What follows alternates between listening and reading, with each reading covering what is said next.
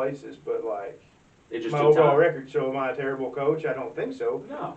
But it's just different. I don't know. I don't think you can judge a coach coming from a guy that doesn't have a lot of wins either, necessarily on wins and losses. We're not going to know if we won or lost until 15 years down the road. Yeah, that's what. I want to throw a plug in on this. I mean, talk over you on that, but I want to.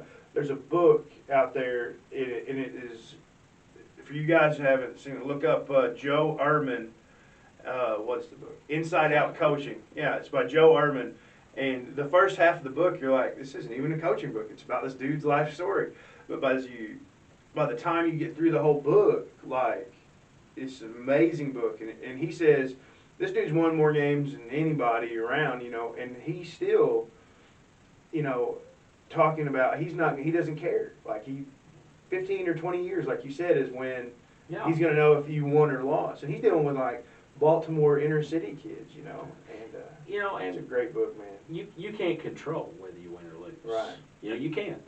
Yeah. We can do everything. We can control what we can control. I know that's cliche. We say it all the time, but if we come out, we work hard, and we do what we're supposed to be doing, good things are going to happen. Yeah. And that's the same way if we tie in with experiences. If we give them good, positive experiences, in the past, we've had kids that had never really been out of East Prairie. So let's figure out a way to get them out of East Prairie.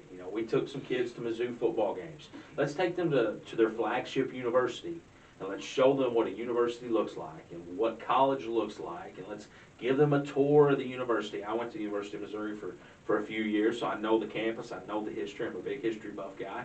And we take them around the campus, we show them the campus. Let's show them what it looks and feels like away from East Prairie. I think that's one of the ways that you can maybe break that cycle a little bit. But when you talk the vice versa side of it, there are other people that are saying, hey, don't worry about what that coach thinks. Yeah. That coach doesn't matter, or Right. those people don't matter. Come over here. Let's have a good time for a while. Yeah. And there are, and sometimes those negative influences that are maybe bringing people down didn't have somebody to step in and break the cycle for them. And so they just continued on. So they just continue it on. So, I think, the job is to provide some kind of positive experience. And as many positive experiences. Because I think if kids see the good, it's contagious. They want more of it. Yeah. They want more of it. I think good is contagious. It's always bad in some cases. Sure. It's whatever gives you that rush. Yeah. So let's give them the positive rush. Let's get them out of town for a little bit and show them what the outside world looks like. Yeah. Show them what a world away from maybe what they've experienced looks like. And that's one of the things that I try to do as a coach too. My daughter's around all the time. My wife's around all the time. We want to model what our idea of being a good husband and a good father is. Right. Around our kids so they can see it too. I'm not the perfect husband. I for darn sure ain't the perfect husband or perfect father. But Sure. I'm showing these kids I'm doing the best I can. Right. And I think that's the ticket, to do your best. Yeah, that's a good point. Like there's no, I'll go back to that Joe Ehrman book. Like my dad and I've had like up and down relationship about things, just our whole life. And right now we're good. Like, but I read that book and like there was things in my brain, like I swear to God, like it rewired my brain on things. Like, Yeah. And it was not easy. Like I got these scars all over my fist, in between my knuckles. Yeah. And like, I ain't proud of it, but like I destroyed this door. I was so upset about some of the stuff I was reading in this book, and it was just me getting it out, I guess. I don't know. Yeah. But what I've learned, what you learn in that book is, I think it's just doing your best. Like right now, you see on TV all the time, like in the African American communities, you're seeing a lot of single mothers. You're not seeing more so than in other ethnic backgrounds. What they're saying on TV, anyways. And man, that's tough. That's tough for these kids. So I think showing them that you're there and you're doing your best. Even if you're not perfect, like that's important. And you touch on that too. Not only is it tough on the kids, but that's tough on the mother too. Oh my God, yeah. As a parent, you can really sympathize or empathize with the mother because, she's doing, like you said, the best she can. Yeah. You know, and you know, it's you know, the world's a crazy place right now. And we've touched on that a lot. It's getting crazier every day. Oh my God, you know? I know. But you know, and I think you touched on it really well. If you are giving all you got, you're doing the best you can. Yeah. Then there's no judgment. You know? Yeah. And so, yeah, and that's what I think, you know, and those moms, like, they need it. They need that help because, like, you know, I look at our own kids and they have to get all this so much love from their mom and taking care of them all the time and stuff. Whenever it's time for mom to chew that butt sometimes, you know, and whenever it's time for Mindy, and she can chew butt with the best of them, but, you know, sometimes the kids, she's like, fine, I'm just going to tell your dad. And then for whatever reason, you know, you give them that dad voice and things get done. Yes. You know, so those moms that ain't got a dad sitting there to give them that dad voice, I feel for them. All right, so let's get back to you. So you're in high school, so obviously you sound like you played sports in high school. What all did you do in your high school? Played football, ran track, played a little baseball. Yeah. Had some shoulder issues. Yeah. You know, after my sophomore year, so baseball was kind of done after that. Turned out I actually had a little bit of a knack for track and field. Nice. You know, I was part of a couple pretty good relays. Really? My junior and senior year. So, you know, the baseball, I was very mediocre at baseball. Turned out I was okay in track, and so it was kind of a blessing in disguise. I was able to focus more on track. I was not great by any means. I had really good teammates that made me look a lot better than what I was. You know, I was a very average football player. You know, we ran wing T. My sophomore and junior year, I was a guard in the wing T offense. I worked really hard that off season. Got moved to fullback. Well, if you know anything about the wing T, fullback and guards are pretty much the same position. You know, just felt better. It pretty much is what it was. You know, it was just a different number. And, you know, had some ankle issues. You know, throughout my senior year, like I said, I was very mediocre. A very mediocre player, a lot more talent around me than what I was, but I learned to love the game. Yeah. I loved the game. I had good coaches, man. You know, I talked about Coach Ivy. Had two other guys, you know, Mike Thompson, who I think's in Indiana. He's been all over the state. He was at Mark Twain. He was at Lathrop for a while. And then Todd Cabral. He was from Valley, so he kind of brought a little bit of a winning pedigree with him. He'd won some state titles. He was a really good offensive and defensive lineman. I think he coached at Bluff for a while, and he's coached at a couple places too. You know, those three guys are the guys that I remember from our varsity staff my junior, senior year. All excellent guys. You know, still talk to them on occasion, see them on occasion. You know, it was a good, positive experience. You know, like I said, it wasn't very good. I tell my kids all the time, I'm like, guys, you don't understand. I was not a good football player. And the kids are like, oh, coach, come on. I'm like, no, I'm serious. They're like, the rest of the staff were studs. You know, every coach I've ever had was pretty doggone good football player, but me. I was the water boy out of the whole group. Well, that's okay. You know, I mean, like they say, like you know, Bill Belichick coaches the highest level of athletes or whatever, but I mean, where did he play? College, some little bitty old college. William at Mary, I think he was a center because his dad said his feet were too heavy to play anything else. Yeah, there you go. So, you know, you ain't always got to. That's one thing. Like, I learned, like sometimes, like these dudes who are just fantastic players. Sometimes they're amazing coaches too, but sometimes, like, they only know what they know based on their, you know, their one little position, or sometimes it just comes so naturally for them, like they can't coach it.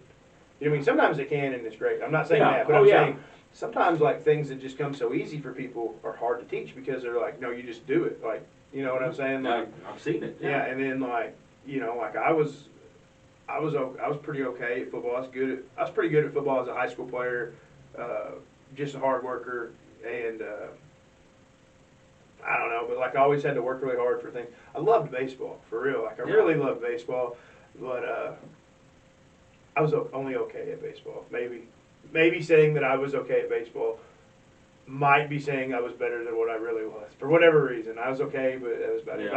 Yeah. I said I wanted to play baseball, like, and I played on high school team and whatnot. But God said, "You're going to be a better football player, so you need to focus your time over there." And you know, even with baseball and all that stuff, man, you just can't replace. You can't replace the Friday Night Lights. Mm-hmm. Oh my God! Like as a coach, like you still get that feeling in your tummy, you know, and it's amazing. I don't know what it is. You just feel like you're representing a group of people. You're out there. Do you still, as a coach now, do you still You still get butterflies? Oh, yeah. Oh my God, Yeah. I love it. I mean, do you like it? I love it. Oh, I love yeah. butterflies. I You feel alive. Yeah, I can't even really put it into words. There's a picture that I sent you Uh-huh. of us getting ready to run out, and it shows me, and I'm from ear to ear, just smiling, excited before the first game of that season, just charging out, before the team comes out. There's just something about it. It's almost, it's surreal. Yeah. Kind of, I don't want to use out of body, but kind of out of body. Where, Yeah. You're coming out and, especially late in the season, when the lights are shining, it's already dark by the time the game gets there. That's best, yeah. The kids are over here doing our chant, that we do pregame before we go out. They got the tunnel for the band. I can see, the stands, it's blurry, but the stands are there, and, you're coming out, it's surreal, it's almost out of body experience. We had a really good playoff game at home a few years ago, and the crowd kind of gave us a tunnel before we came out, but it wasn't much of a tunnel, it was just a crowd. We had to fight our way to get in the field, It was an unreal experience. Yeah. It's just, and I think that you don't get that experience anywhere else. Yeah. You don't get that experience at a track meet in the afternoon, you don't get that experience on a baseball field in the afternoon, you don't get that in a basketball gym. Yeah.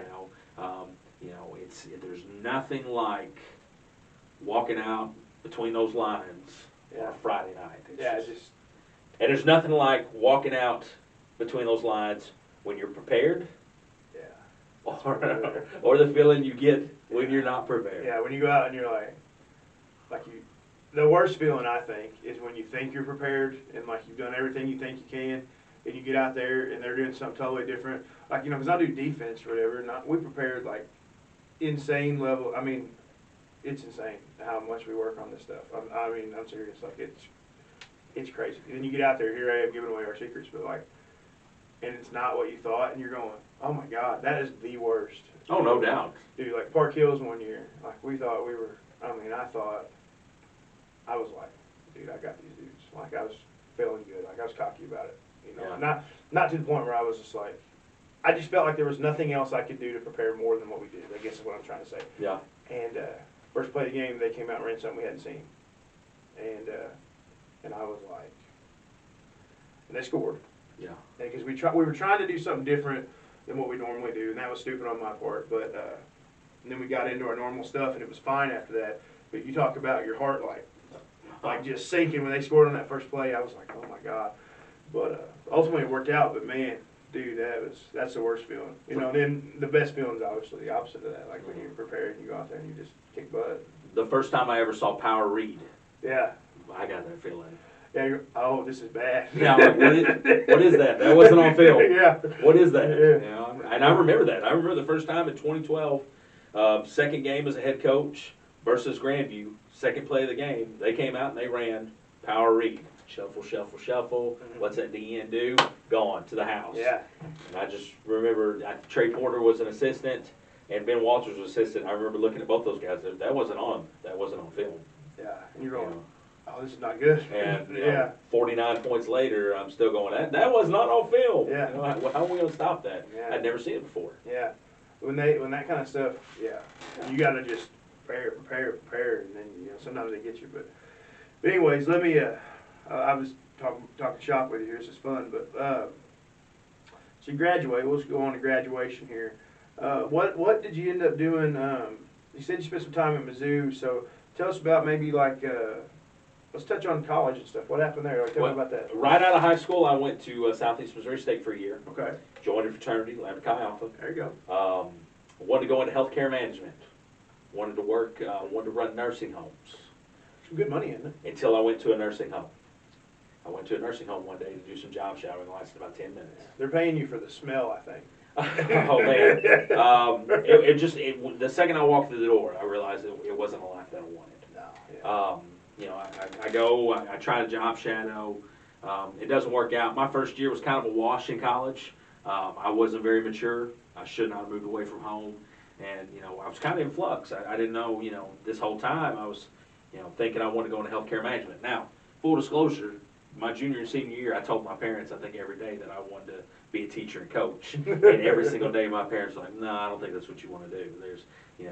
There's no money in it, is what they told me. And, you know, coaches move around a lot. You don't want that life. Right. You know, and their fears are genuine fears. Absolutely. You know, they were in education. They understood that. Yeah. So first year, SEMO's kind of a wash. After that first year, I decided that maybe college isn't for me, and I go to work for my dad's construction company for a year. I quickly figure out a year of swinging a hammer was not for me either. Yeah. And I transferred to the University of Missouri. Throughout that time, I met some people that ran the radio station, KYMO 105.3, classic oldies, down in East Prairie, and I kind of got into radio a little bit. There was a guy, Kevin Pritchett, who was working there, and you know, and I got to know Reed Howell, and kind of had a morning show and started calling baseball games, and started calling basketball games when when New Madrid had their good run in the early 2000s in basketball. You know, I'm there the whole time. You know, interviewing Les McFerrin after games, and I want to tell you about the best dunk I've seen in high school basketball. Like, I was in high school, but I didn't play, obviously. I mean, I'm a dude, like, I'm not a basketball guy. But we were at New Madrid, and you may have called this game, like Dexter versus New Madrid. I probably did. And I'm sitting down by it happened on the opposite end of the court. So I'm sitting on the baseline, opposite end of the court there at New Madrid. And to start the game, I don't remember who threw the lob, but they started the game with Brian Murph running baseline and catching alley-oop and slamming it. And I was like, you know, this 17-year-old kid who, you know. Oh, number 7. I'm barely getting the backboard, you know, like, you know, or whatever. I don't know. But anyways, Brian Murph went up and dunked this thing. And it was like, to me, it was like LeBron just, which we didn't know about LeBron, but like, I was just like, oh my God, we're in trouble. And, I mean, I want to say, I could be wrong. I want to say that started the dang game. It might have. I want to say it was probably, I think it was Derek Tipler, number 30, was their point guard. He was an All-Stater for like 3 years. Excellent ball player, went to Arkansas State. You know, Murph ended up going to Kansas and set some receiving records in Kansas. So he was a stud too. Oh my God! I want to say that probably Murph got parallel with the floor while he was in the air. Oh, dude, he went way up. Best dunk I've ever seen in high school. That 2000, 2001, 99 group of New Madrid kids, you know, from Ricky Smith all the way through the Minners and the Murphs and the Tiplers. Desmond Sims. That dude was good. You know, you had oh man. And then you had the McFarland kid. I mean, you had some studs come through New Madrid. He played the Willis kids. You had Peyton and Ramon Willis. Yeah. You had some studs come through New Madrid in 99, 2000, 2001. Yeah. So I called a lot of their basketball games and saw some really good athletes and some really good basketball. And I covered their baseball as well. And had a blast. Decided I was going to go to journalism school at Missouri, University of Missouri. Well, that's the place to go. It's prestigious. Yeah, that's what it is. I couldn't get in. Really? No, too prestigious for old Chad. You know, I couldn't get in, so I went the communications route. You know, started, you know, brought back Lambda Chi Alpha up there. Was president of that fraternity for a while, and really, and just had a great experience. Yeah, got to see a lot of football. Got to see a lot of good basketball. Made some really good friends, and you know, got that experience. After a couple years, you know, finished up there, didn't really know what I wanted to do. My father at the time was working for a company called Patriot Homes, was traveling the country, doing some work, so I traveled for a year before I got into education. And so how'd you end up, so you graduated with communications degree then? Actually, general studies. Okay. You know, I'm a typical coach. Hey, I got a general studies degree, and then went back and got my alternative cert in history. You know, I'm PE, so you know. I got you. Hey, that's what it is. If you want to teach, there's a way. Yeah. There's a way. If you want to teach and coach, there's a way. You can do alt cert. You can do ABCTE. You can find a way. Yeah. You know, and we need good teachers, man. We need more good teachers. We need more male teachers. Yeah, for real. I mean, even like at the elementary, man. If you're a guy and you know, and you need them. I mean, those kids need that. I mean, like they need it. We're real lucky right now at East Prairie that we have former players that want to get into the game. Yeah, you know, they want to teach, they want to coach. I've been real lucky. I've had, you know, 2 former guys that I've coached have already moved on to other programs. Ian Penrod's taken over the Portersville program. Dalton Golightly's moved up to St. Louis. Yeah. He's working at Oakville. Man, I like Dalton, man. Oh, Dalton's a heck of a guy, man. Jag, oh, no doubt. Yeah, we'll hit on that in a little bit, Jag. But man. You know, he's at Oakville, so, you know, we just brought in 2 young guys again. I got 2 former players on staff now. They're volunteering for us, and you know, they're finishing up school. They want to go into coaching and education. And I think that speaks a lot about your program. When former kids are coming back, yeah, I do too. and want to be a part of it. I think that speaks highly. But yeah, I finished up at Mizzou and didn't really know what I wanted to do, you know, and I worked again for another year and Doing the, we're at it with your dad? the with construction? Dad. It Yeah. was kind of in construction. We traveled a lot. It wasn't very strenuous. You know, we kind of went around and looked at job sites. We were, you know, kind of the big wigs a little bit There to you a go. point. Or he was the big wig and I was the guy, you know, carrying the clipboard. Yeah. And, you know, we traveled a lot. You know, went all the way out to Montana, spent some time in Really? Yellowstone, and it was a really positive experience. You know, I saw a lot of things, learned a lot of things, spent some great time with my dad, Yeah. you know, which is invaluable. Yeah. You can't, No. yeah. You Can't put a get price on it. that. No, yeah. I mean, like, I think, like I said, I know me and my dad, like, have our ups and downs, but man, we got some cool stories, like, just hunting and fishing and Yeah. stuff like that. I mean, it's, you know, I mean, more ups than downs for real, but like, yeah, I mean, you can't, You can't, I'm never gonna replace those, No. you know, and, you know, it's always nice to, you know, and that was 20 years ago. It's always, and, you know, we still talk about that stuff. Hey, remember when we were in Estes Park and that moose walks up beside the truck? You know, you can't replace that stuff. They're huge, aren't they, moose? That moose was pretty big. I bet, yeah. I'd like to shoot a moose. I don't know why. Like, everybody's like, oh, I want to shoot a bear or something. I'm like, no, dude, I want to shoot a moose. I don't know why. I may get to the moose and be like, yeah, I don't really want to shoot you, but in my head, like, as a hunter, sometimes. Right now, it sounds like a great idea. Yeah, right now it does. All right, so you get into coaching, and how? Tell us about that. What you know? What triggered you to do that? What did you? Surely it was as hard as you work at this, and as much time as you put into this. Surely you were just like, well, ain't nothing else I can do. Like, surely it wasn't that. I'm gonna be honest with you. It was probably the most backward thing I could have ever done. I come home. My friend Corey Atkinson, Yeah. who had been at Scott County Central, hooks me up with the right people. A lady named Lana Atkins hires me on as an assistant in the special ed department